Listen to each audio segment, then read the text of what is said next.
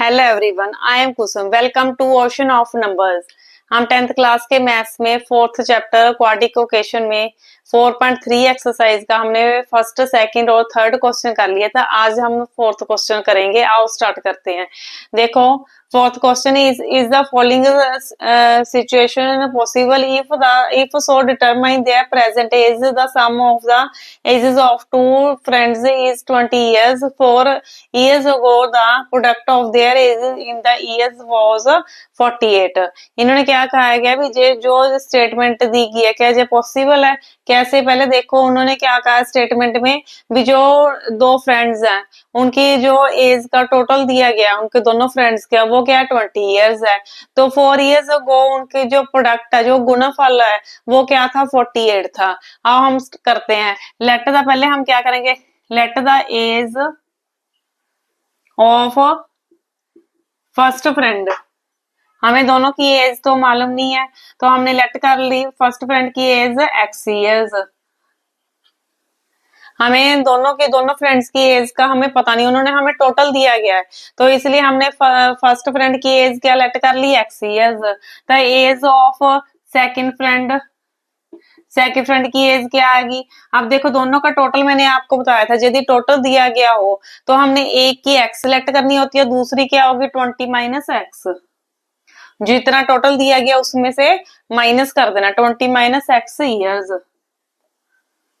तो second friend की as कितनी होगी 20 - x। अब 4 years ago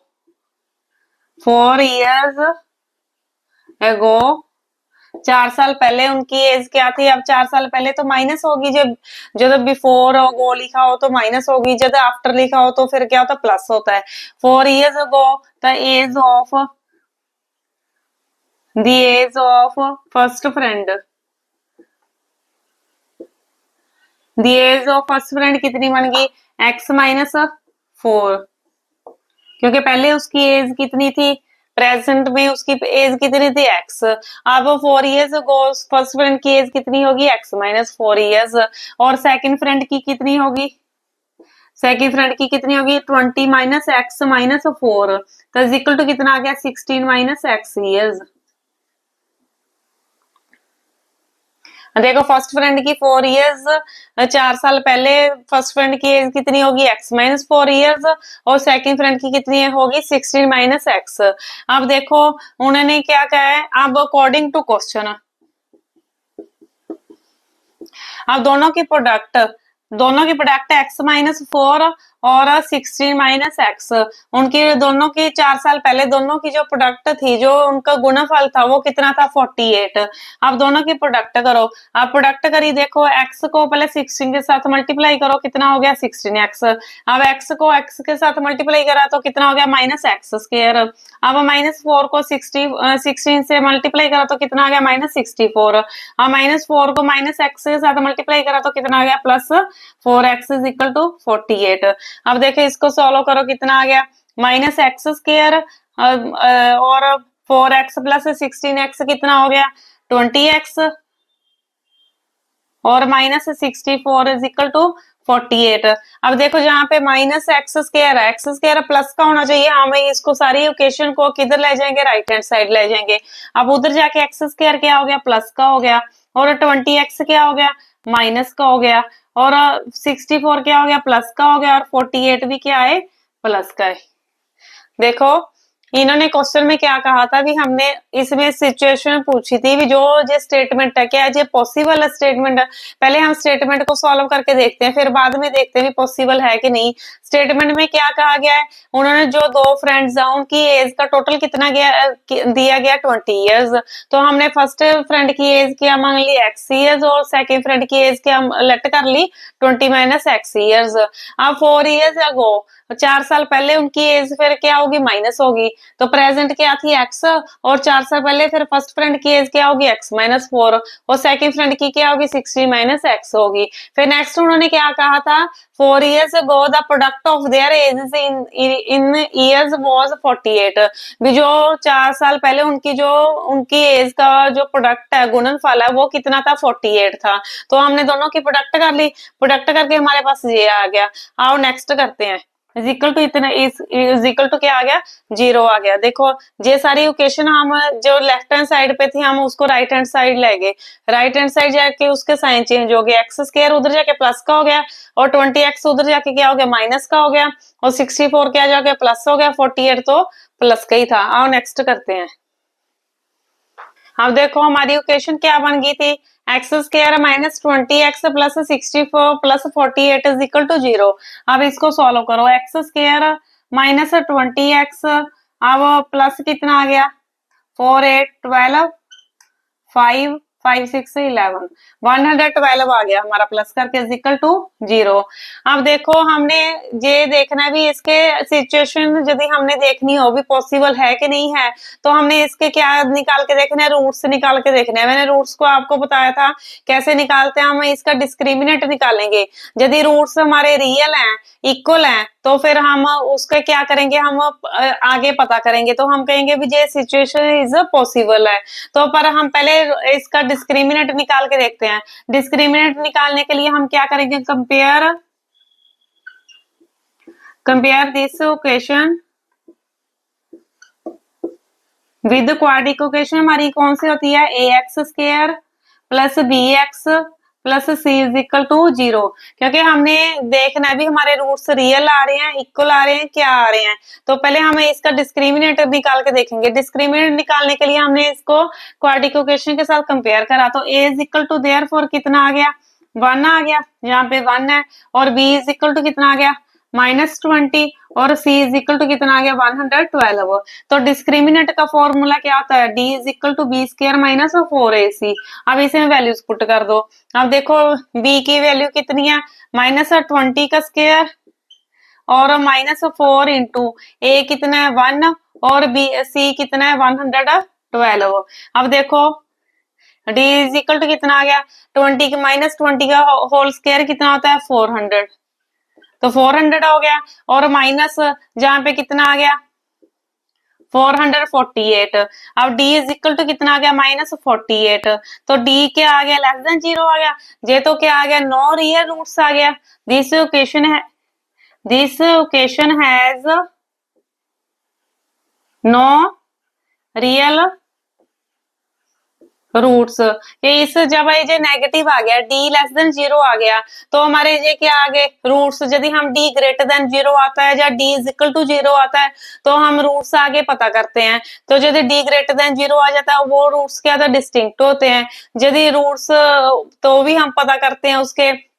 यदि d इज इक्वल टू 0 आ जाता है, तो वो रूट्स क्या होते हैं, इक्वल होते हैं, तो फिर हम वो भी रूट्स पता करते हैं। तो ये d क्या आ गया, लेस देन 0 आ गया, तो ये क्या है, discriminate this equation has no real roots.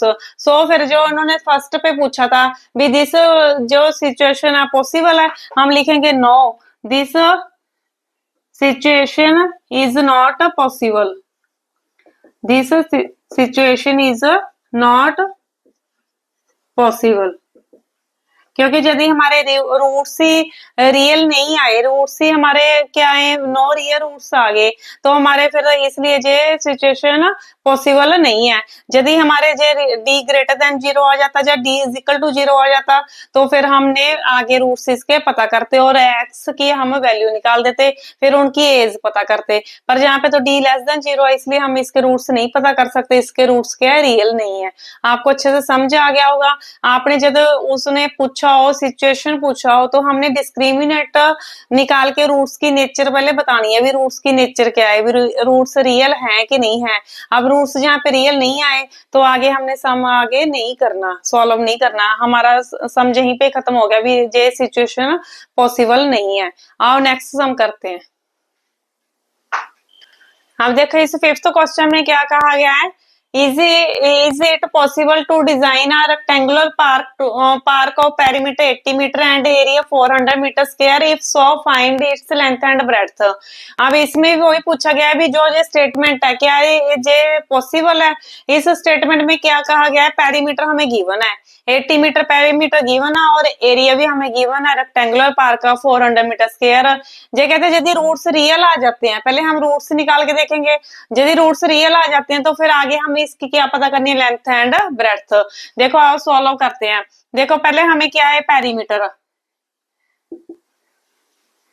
Perimeter हमें कितना गिवन है, 80 मीटर गिवन है। पर पेरीमीटर ऑफ रेक्टेंगल पार्क का कितना होता है, रेक्टेंगल का पेरीमीटर क्या होता है, 2 इंटू लेंथ प्लस ब्रेड्थ। अब देखो देयर फॉर जे पेरीमीटर और दोनों पेरीमीटर इक्वल टू हो गए, 2 into length plus breadth is equal to 80 metre. अब length plus breadth is equal to क्या हो गया, 80 अपॉन 2, 2 उधर जाके क्या हो गया, अपॉन चला गया। अब कैंसिल कर दिया, कितना आ गया, 40 आ गया। अब length plus breadth is equal to कितना आ गया, 40 आ गया। अब ब्रेड्थ इज इक्वल टू, अब ब्रेड्थ इधर रख ली, लेंथ उधर ले गए, 40 माइनस लेंथ। अब ब्रेड्थ हमने कितनी बना ली, 40 माइनस लेंथ। आगे नेक्स्ट देखो, सेकंड कंडीशन क्या दी गई है, एरिया। अब एरिया हमें कितना गिवन है, एरिया कितना है, 400 मीटर स्क्वायर। बट एरिया का फॉर्मूला, रेक्टेंगल का एरिया का फॉर्मूला क्या होता है, लेंथ इंटू ब्रेड्थ। तो therefore length into breadth is equal to, जो एरिया गिवन है हमने इक्वल टू कर दिए दोनों। अब देखो लेंथ इंटू ब्रेड्थ, अब ब्रेड्थ हमने क्या बनाई थी, 40 माइनस लेंथ। अब इसमें वैल्यू पुट कर दो, 40 minus length is equal to 400। अब देखो मल्टीप्लाई करो, लेंथ को अंदर मल्टीप्लाई करा, कितना आ गया, 40l minus L square is equal to 400।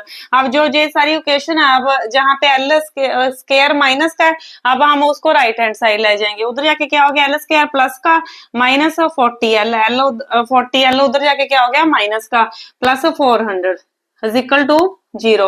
अब हमने इसके क्या पता करने हैं, अब हमने देखना है इसके रूट्स रियल हैं, तो हमें इसका क्या करके देखेंगे, डिस्क्रिमिनेट निकाल के देखेंगे। यदि रूट्स रियल हैं तो फिर हमने आगे इसके रूट्स पता करने हैं, लेंथ और ब्रेड्थ पता करनी है। और नेक्स्ट करते हैं। अब देखो इसमें ओकेशन देखो, अब L square minus 40l plus 400 is equal to 0। अब हमें इसके रूट्स रियल हैं कि नहीं है, तो हमने क्या करेंगे, compare this equation with quadric equation. हमारी क्या होती है, a x square plus b x plus c is equal to 0।